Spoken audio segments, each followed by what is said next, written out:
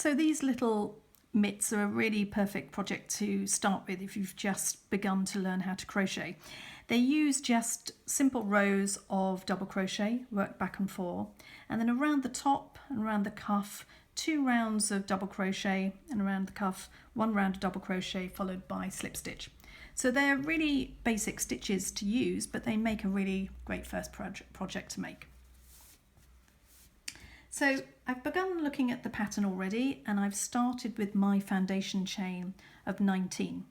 Looking at the chain, the important thing is to be able to see each V, and each V represents a chain. So they're very clear if you look from the top down at those stitches. If you try and count the stitches on the back, they're really bumpy and they're really hard to see. So always when you're working into a foundation chain, you want to make sure that you can really clearly see those V's. At the beginning of this, I also made a slip knot with quite a long tail, so it's got about 20 centimeters of tail there because we'll be using that when we sew up our mittens. So beginning with the pattern, I'm now looking at row 1, and it tells me to 1 DC into the second chain from the hook. So counting from the hook, the first one, the second one, this is the second V, and that's where I'm going to go into. So turning back on myself, I'm now going to work back down that foundation chain, working DCs. So into that, right into the middle of that V, that's my first DC. And then into the next one, I'm now going to work DCs all the way back. You have to go quite steadily and just really make sure you're working from the top down so you can really clearly see those V's, and each time putting the top of your hook right into the middle of that V to work your DC. At the beginning I made a chain of 19, and at the end when I count my stitches I want to make sure I've got 18. So that first extra stitch I count as a turning chain, and when you're working back and forth with crochet, you will always be given a turning chain, and it's in order to give your work a little bit of height with your stitches. Without a turning chain it would all end up getting very squashed and compressed.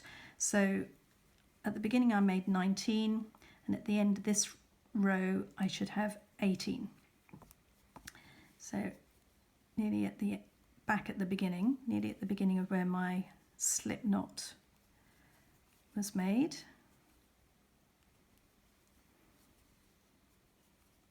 And then I can count to just check that I've got the right number.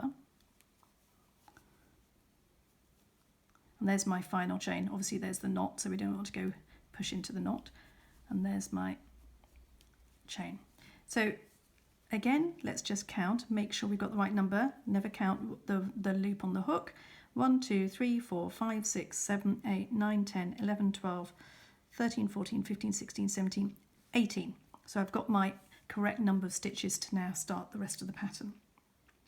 So it then tells me to turn, and because we're working back and forth, at the end of each row we will be turning our work.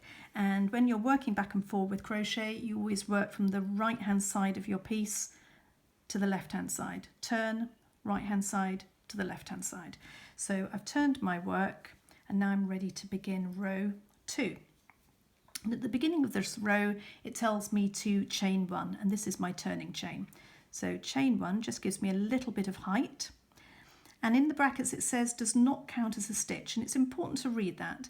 If it does ask you to count it as a stitch, then at this point I would jump across that first stitch and jump into the next one. But because it's not counted, I have to work straight away into that very first stitch at the base of the chain. So there's my first stitch, and that's my DC.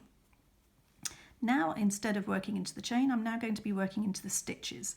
So I go into the stitch right through underneath, so that if you look from the top you can see there's that V is showing with the 2 loops, and I'm going right into that.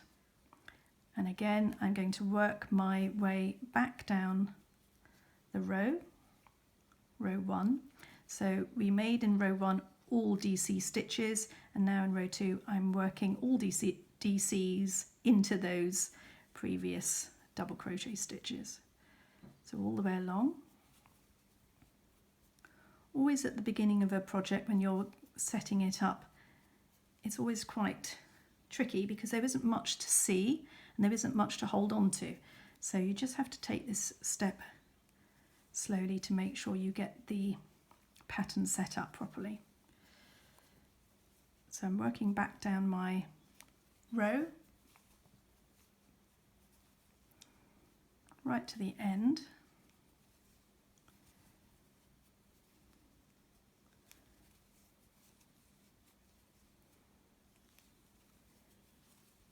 And coming to the end, right into that final stitch. Make sure you pick up that last one. And then I'm ready to turn again for my next row. So that's the first 2 rows of the pattern, and it tells us to repeat row 2 a further 30 times. So you'll keep working back and forth until you've made a long rectangular piece and will be ready to work on the next stage of the pattern.